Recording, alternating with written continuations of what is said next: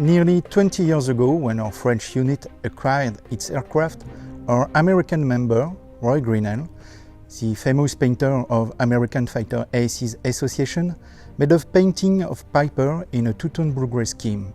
This paint scheme represents a US Navy NE-1 when he was assigned to the ZP-32 Squadron in 1942.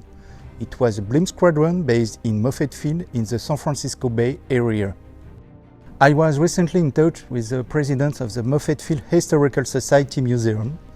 Last November, they received a photo album from the family of a sailor assigned to the ZP-32. Incredibly, there were 3 photos of the NE-1 in the album. One of these photos carried the annotation "The Little Blue Cloud," referring to the color scheme of the Piper. Today we are celebrating the 25th anniversary of the French wing, and we are launching a restoration project for Piper Cub, which will at last be reconvenced and repainted. Our aircraft is a piece of living history. To preserve and fly a historical plane is the best way to pay tribute to the men who served their country and defended freedom. It's also a way to educate younger generations about history when they can touch the aircraft, sit in the cockpit and have their photo taken in it. We will participate in air shows and flyings in France and Europe to honor these brave men.